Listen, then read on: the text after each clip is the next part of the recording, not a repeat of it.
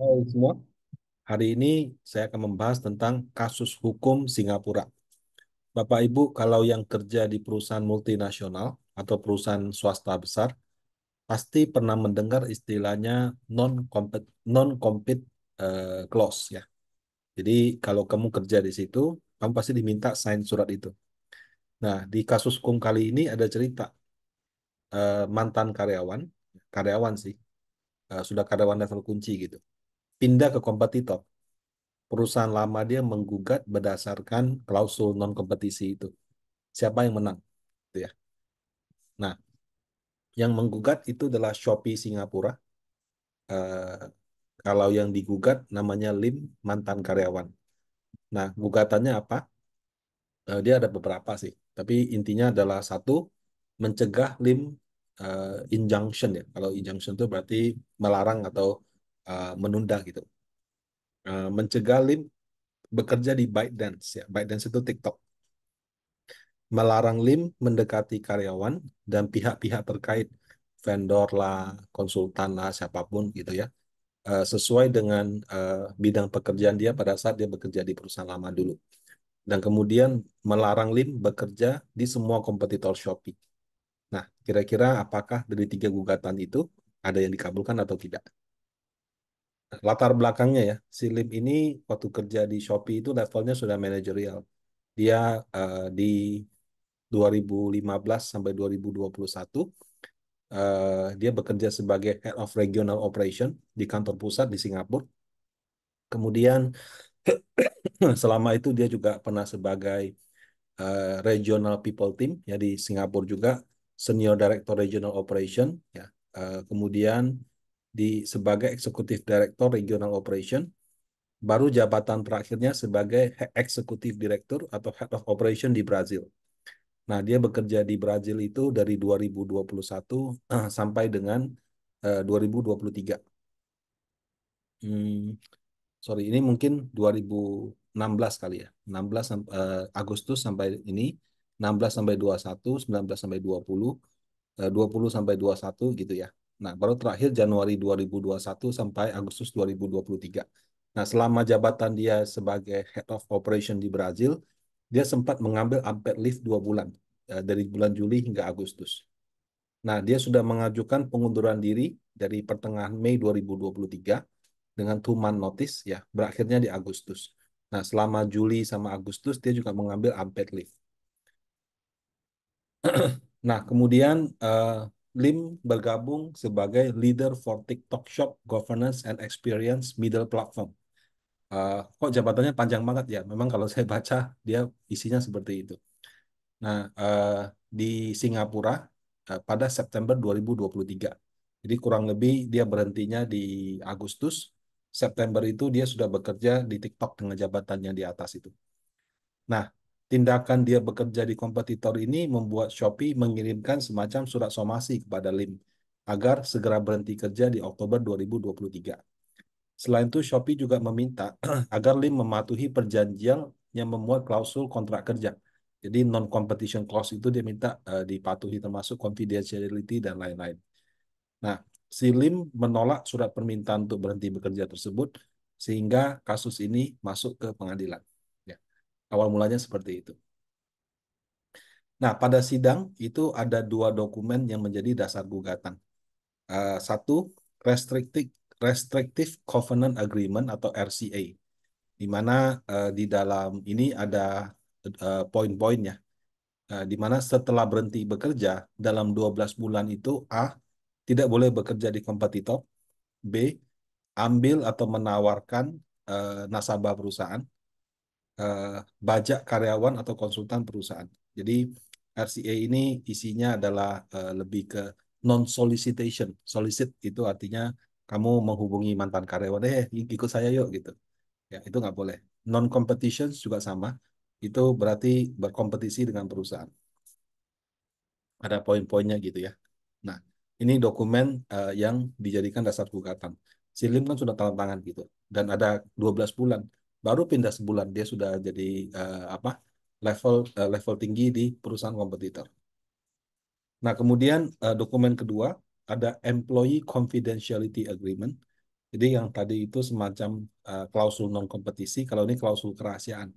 Yang intinya karyawan itu harus menjaga kerahasiaan data perusahaan, menggunakan informasi perusahaan hanya untuk kepentingan perusahaan, dan yang ketiga mencegah bocornya kerahasiaan informasi milik perusahaan.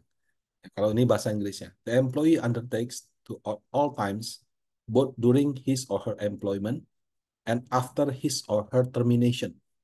Artinya selama bekerja sampai setelah kamu bekerja, kamu tetap harus menjaga kerahasiaan data perusahaan. Jadi ini klausul ini tidak cuma apa namanya, tidak cuma mengikat kamu bekerja aja, setelah bekerja itu juga mengikat. Nah, menurut Shopee, LIM itu melanggar ketentuan RCA dan ECA. Jadi RCA itu lebih ke kompetisinya, kalau ECA itu ke confidentiality kerahasiaannya. Karena satu, pindah ke kompetitor. Dua, perannya mirip gitu loh. Kalau di apa di Shopee dia kelola user experience, rancangan kebijakan seller dan listing, kemudian publikasi kebijakan seller dan kreator, after sale service, sama mengcover area Asia Tenggara plus sebagian Amerika sama Inggris. Nah, sementara untuk poin dua ini si Lim dia mengatakan, oh ya, saya di TikTok kerjaan saya satu, kelola kreator sama konten, kelola seller sama listing, kelola buyer, seller sama creator experience, kebijakan dan edukasi sama emergency response gitu. Nah, dia tidak menangani pembayaran. Di Shopee dia kelola. Dia tidak mengelola logistik. Di Shopee dia kelola. Fraud dia juga tidak kelola. Customer service dan gudang juga dia tidak kelola. Jadi untuk poin nomor dua ini, uh, si Lim memberikan bantahan. Nah, bagi Lim, kenapa dia merasa tidak melanggar? Karena satu, yang tadi itu, menurut TikTok, menurut Shopee kerjanya A sampai E, menurut si Lim kerjanya A sampai E tidak tidak mirip-mirip amat gitu loh. Ya, jadi lingkup pekerjaannya tidak sama persis. Yang kedua, Lim ini setahun terakhir tuh di Brazil, di mana waktu di Brazil TikTok Shop tuh nggak ada. Sehingga kalau sekarang dia pindah ke kompetitor, itu bukan pelanggaran geografis gitu. Karena waktu kalau dia misalnya pindah ke TikTok yang ada di Brazil sesuai jabatannya yang terakhir, dia merasa itu melanggar. Tapi karena saya pindahnya bukan yang ada di Brazil, saya tidak melanggar gitu. Dan memang tidak ada juga TikTok Shop di Brazil. Nah, kemudian si Lim itu dalam hal itu untuk RCA ya, yang kompetisi ya. Untuk ECA, dia mengatakan, saya sudah membuat surat pernyataan tidak membocorkan data dan informasi material perusahaan. Nah, karena dia sudah melakukan tiga hal tersebut, atau dia merasa tiga poin tersebut tidak melanggar SCA dan ECA, jadi dia bekerja di kompetitor. Nah, eh, ketika dua pihak menyampaikan argumennya, hakimnya mengklarifikasi atau mencoba untuk mendalami beberapa hal. Yang pertama tentang klausul non-kompetisi. Apakah ketika menjabat di Brazil, ya, si Lim ini memiliki akses informasi perusahaan itu sebatas hanya Brazil atau seluruhnya? Menurut Shopee, oh iya dong, jabatannya kan tinggi. Nah, kalau orang yang level jabatannya tinggi, biasanya ada meeting regional dan dia pasti ikut gitu. Nah, waktu dia ikut di meeting regional itu, dia nggak cuma lihat data dia sendiri, dia presentasi, dia juga lihat datanya area lain. Sehingga data dan informasi itu dia dapatkan dalam forum. Nah, kemudian untuk poin ini, HRD-nya diminta jelaskan. eh, Sebagai direktur eksekutif di Brazil itu peranannya apa? Nah, eh, pas dibaca sesuai dengan surat keterangan kerja atau deskripsi pekerjaannya, tidak ada poin dalam deskripsi pekerjaan dan tanggung jawab Lim yang menyatakan dia itu memiliki kewenangan di luar area Brazil. Jadi eh, 12 bulan sebelum kerja di perusahaan yang baru, dia itu praktis hanya di Shopee Brazil gitu. Nah, jadi dia nggak ada bekerja di luar area geografis yang lain. Nah, untuk itu akan lebih wajar jika batasan teritorialnya atau geografisnya yang dianggap kompetisi atau bersaing langsung dengan Shopee adalah negara di mana Lim memiliki akses langsung terhadap data perusahaan, bukan seluruh negara gitu loh. Di mana Lim memang mengakui mendapatkan informasi tersebut, tapi di dalam rapat regional yang dilakukan bersama-sama. Nah, jadi untuk poin ini jadi pertimbangan hakim. Jadi menurut si hakim, ya karena dia job desk-nya cuma di Brazil, dia pernah ikut meeting, pernah dengar data Indonesia, data Singapura, dan Thailand, tapi karena job desk-nya hanya Brazil, maka dianggap area kompetitornya itu hanya Brazil aja.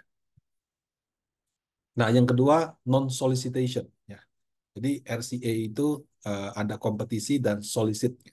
Solicit itu apa sih? Solicit itu kalau saya soliciting employee, berarti saya mendekati mantan karyawan, saya bujuk pindah dong ikut saya. Tapi kalau saya soliciting clients, artinya saya dekatin nasabah-nasabah perusahaan, ikut dong pindah ke tempat saya yang baru, belinya tempat saya yang baru.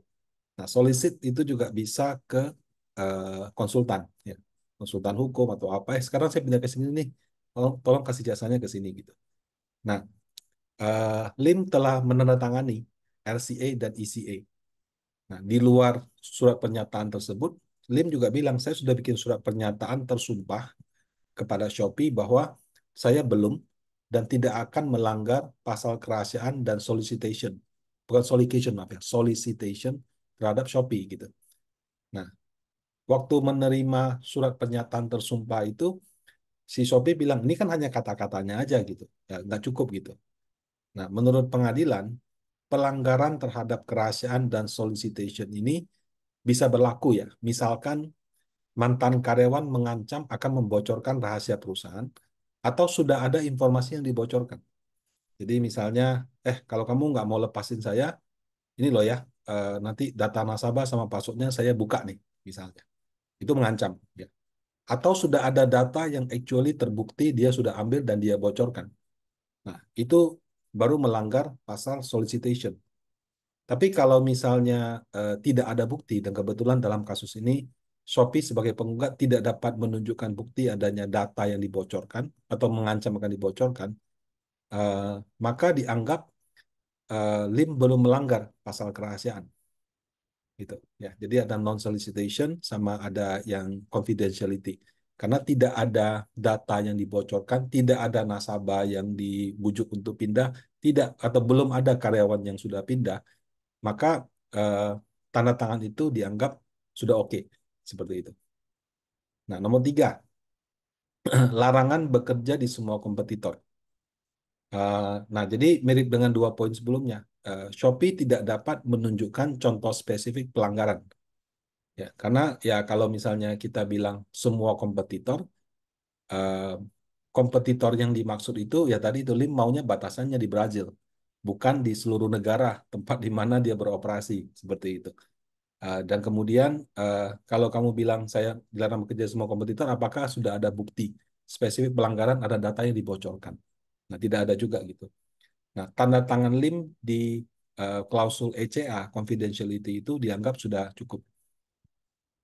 Nah, kesimpulannya ya karena tidak ada data yang dibocorkan, eh, belum ada karyawan yang dibajak, belum juga ada nasabah yang pindah gitu ya.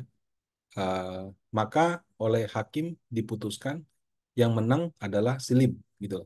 Kenapa? Karena batasan geografis yang diakui sebagai kompetisi itu cukup di Brazil saja. Sementara kalau misalkan dia menganggap seluruh dunia, itu tidak diterima oleh hakim. Kenapa? Karena berdasarkan job desk-nya spesifik hanya Brazil. Nah, demikian kira-kira untuk kasus kali ini. Semoga bermanfaat ya dan menjadi referensi bagi Bapak Ibu semua. Kalau misalnya ada pertanyaan atau apa diskusi bisa disampaikan di kolom komen ya. Linknya juga akan saya sampaikan karena ini adalah ringkasan daripada kasus. Mungkin tidak komplit-komplit sekali gitu. Nah, kalau mau lihat komplitnya bisa membaca putusan pengadilannya langsung. Terima kasih, semoga bermanfaat.